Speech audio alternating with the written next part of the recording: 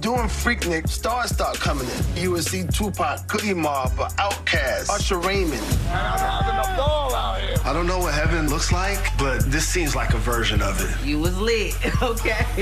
The legacy of Freaknik is black joy, black self-determination, Black love, black excellence, black enterprise.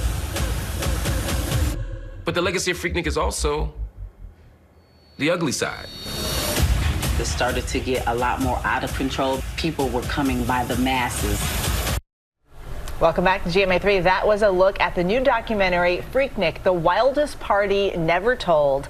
The film takes a look at the legendary event that forever shaped Atlanta's culture and its music scene. And I mean the wildest party, yes. And with us now to talk about this cultural phenomenon, please welcome the film's executive producers, Royalty, Jermaine, Dupri, and Uncle Luke. Good to see you guys. Bravo. Hey, how you doing? Hey. First, congratulations. Thank you. But what's been the reaction? Because I know all my friends were like, oh, wait a minute, you're about to see mom and daddy doing some stuff back in the day, dancing on, SUVs. I like when you pretend like it was mom and dad. Exactly. Not me. But what's been the reaction so far?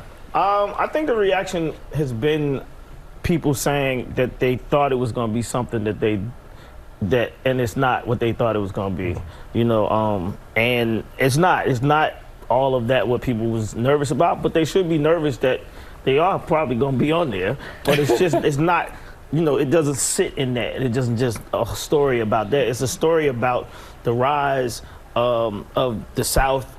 Musically, myself, Luke, Outkast, all of these different people that came, and just how the South music just became so worldwide and just became spread. Freaknik was the spread. And what was Freaknik exactly for people who are just learning about it? Well, what it was a nice, innocent party. That's how it started out.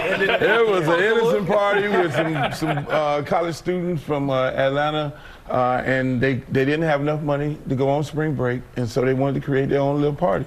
As we look at this documentary and we look back at time, what did this do for black history and culture? I mean, what it did for black history and culture, I mean, when you think about the internet right now, guys and girls had cameras. They had their own cameras, and they took it home, and they looked, and they showed it with their friends, and that's when they got the likes, And at the same time, when you look at the rich history, like Jermaine, the godfather of Atlanta music, the scene and everything, you didn't have that at that time. And so when people came down there, just like I said, people just stayed, and it created this big industry of Atlanta being Black Hollywood, the Mecca of the South when it comes to entertainment. And you just saw those different things. And for Jermaine, the Godfather, Freaknik has had such a cultural impact on society in general, but also just on the music scene. Can you talk about how it has affected your career and the career of so many other people? Yeah, I don't think that you would even label me the Godfather. Anyway, that's the Godfather of the South. I mean, but I think just you are the Godfather. Yeah, but I'm saying, I think for you to even say that Freaknik is what created that relationship, because the music was playing when people came to Freaknik, right? And then I had billboards, they saw towels, and I used Freaknik as a promotional tool for my record company.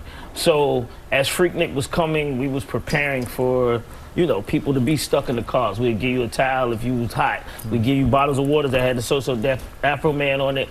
And it just became something that I used to propel my label and my brand. So that's why I think the connection and why people say that I'm, so synonymous with Atlanta like that. And when you think of the movie School Days and A Different World and all those shows, I mean, when Freaknik popped off, everybody was also, thinking about going to black colleges, all the HBCUs. But then there was also the negative side, Uncle Luke.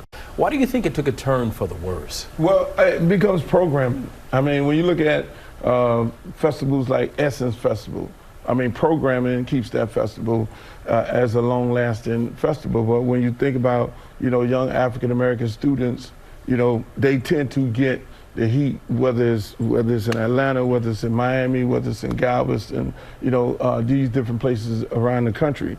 Unfortunately, that happens. But it did, like I say, it took a turn for the worse.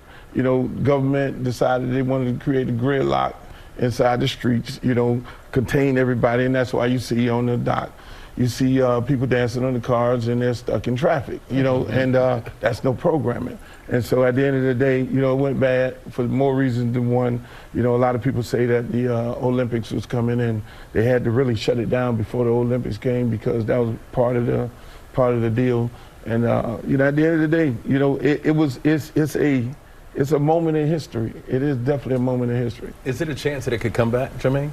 I mean, we couldn't go because we got good jobs, big jobs. I'd love to be down there with a little hat on and some shades. I think he was there. I think he was there. I think he's going to be there first I bet you he was there the first time.